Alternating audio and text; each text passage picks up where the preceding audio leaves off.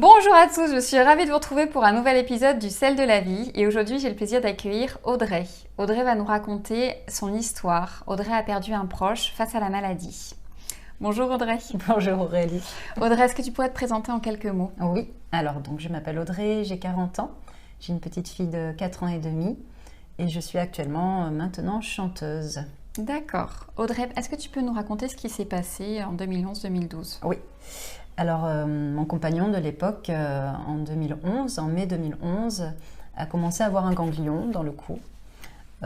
Donc il a commencé à faire quelques analyses, à voir les médecins, etc. etc.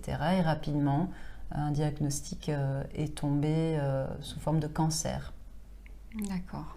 Donc à l'époque, mon ami Francesco, donc ce compagnon, était italien et il vivait en France depuis peu et a décidé du coup de se faire suivre, de se soigner en Italie. Donc il est reparti en Italie.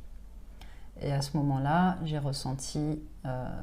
eu cette forte intuition où je me suis dit, il reviendra jamais. En France. En France. D'accord. Donc il est parti en Italie. À l'époque, j'étais thérapeute et j'ai décidé donc de le suivre, de rester auprès de lui dans ce pays qui n'était pas du tout ma langue. Je ne parlais pas du tout un brin italien, donc j'ai essayé de me débrouiller comme j'ai pu. Il est reparti vivre donc chez ses parents. Et là, pour moi, a commencé les moments aussi difficiles, tant liés à sa maladie que liés au relationnel avec sa maman. Donc les jours passés, la relation était difficile là-bas.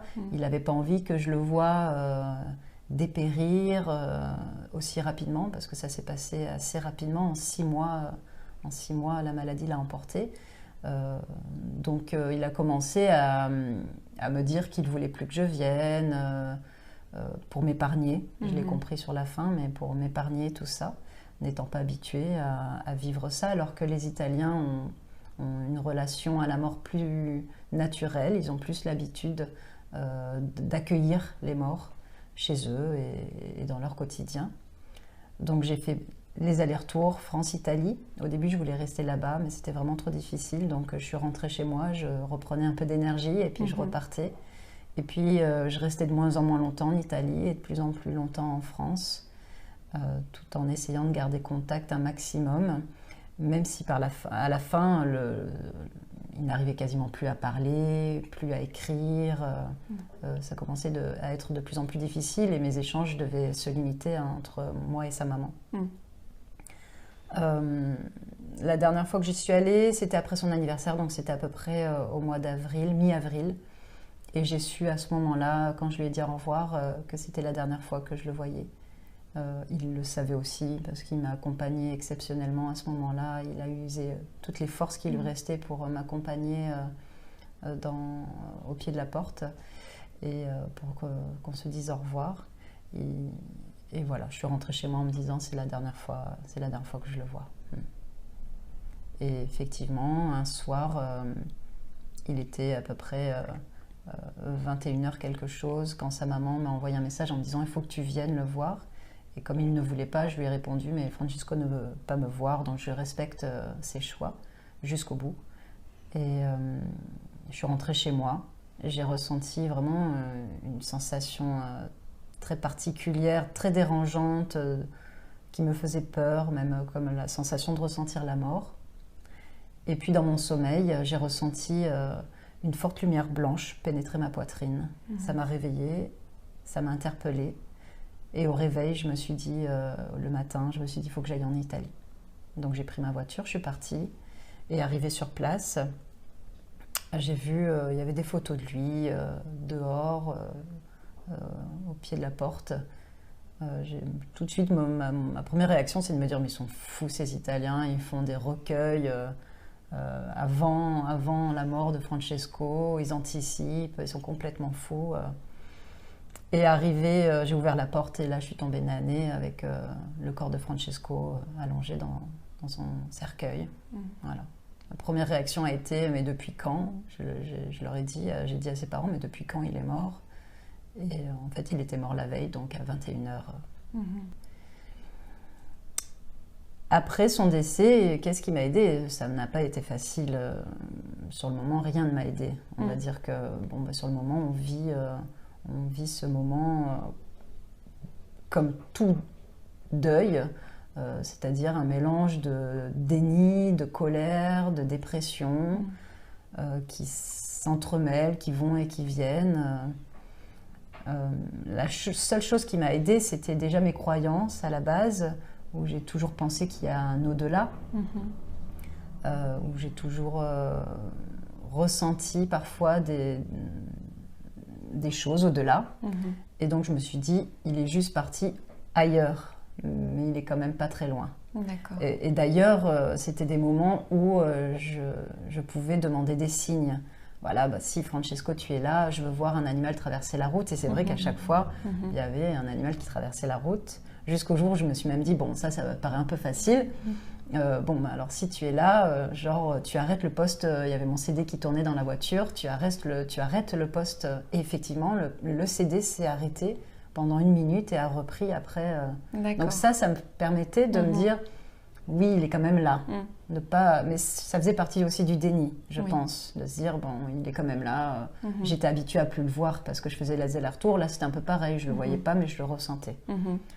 Est-ce qu'au jour d'aujourd'hui, donc avec les années qui t'ont permis de faire ton deuil, est-ce que tu peux dire que il en ressort quelque chose de positif dans ta vie? Qu'est-ce que ça a changé? Alors oui, ça a changé beaucoup de choses. Ça a changé une forme de croyance où je me suis dit, je pensais avoir de l'emprise, je pensais avoir le contrôle sur ma vie en fait. Et je me suis rendu compte que non, c'est la vie qui a du contrôle sur moi et pas l'inverse. Et à ce moment-là, du coup, j'ai laissé la vie faire quasiment tout en étant dans l'action de faire. Mais je me disais, quoi qu'il arrive, c'est la vie qui va décider. Donc en gros, je me suis laissée beaucoup plus porter par la vie. Moins en lutte, donc. Moins en lutte. Ouais. Ça m'a fait prendre conscience, et j'adore cette phrase de Charlie Chaplin qui dit « La vie est beaucoup trop pour être insignifiante, en fait. Elle est beaucoup trop importante pour être insignifiante. » Et c'est totalement ça. Maintenant, voilà, tout est extraordinaire, tout est merveilleux, et je me dois d'honorer la vie en chaque instant. Pour moi, principalement, et aussi pour tous ces êtres qui ne sont plus et qui ne peuvent plus l'expérimenter, le vivre. Je me suis rendu compte que j'avais la chance chaque matin de me réveiller, de pouvoir voir le soleil. C'était des petits détails comme ça. Je me disais, moi, j'ai encore la chance de pouvoir le vivre. Et donc, j'ai développé encore plus de capacité à aimer la vie, à l'honorer, à l'aimer. Par rapport à ça, à l'époque, donc j'étais thérapeute en hypnose et en soins énergétiques. Par contre, ça a coupé beaucoup de choses à ce niveau-là, surtout en soins énergétiques, où je me suis dit, si je n'ai pas été capable de l'accompagner, de l'aider, de le sauver, je pourrais aider personne d'autre. En fait. Donc, je me suis quand même j'ai arrêté la pratique quasiment des soins énergétiques à ce moment-là. La chanson a été du coup... Oui, la chanson a été un échappatoire. Alors pour la petite anecdote, donc Francesco était guitariste et quand il arrive en France, je l'ai présenté à un couple d'amis, lui était batteur et ils nous ont dit super, vous allez être les chanteuses toutes les deux. Et donc voilà, il m'a propulsée dans le monde de la musique sans rien y connaître. J'ai commencé à chanter à ce moment-là. Ah, c'est grâce à lui que tu t'es mise à la chanson. Oui, d'accord. C'est grâce à lui où j'ai commencé à chanter. Il m'avait un petit peu appris la guitare, j'essayais un petit peu 2-3 choses, mais bon. Et puis quand il est décédé, j'ai voulu extérioriser un petit peu mes démons à travers des mots, j'ai écrit des textes, et puis j'ai continué la musique, et il en sort aujourd'hui, du coup, mon activité principale, donc, qui est chanteuse, et ce projet Potters avec mon ami qui, voilà, où j'ai pu mettre en musique ces textes-là. J'en ai gardé qu'un seul. Mettre en musique ce texte-là et puis mettre mes autres textes. Du coup, suite au décès de Francesco, je me suis mise à écrire. Et voilà.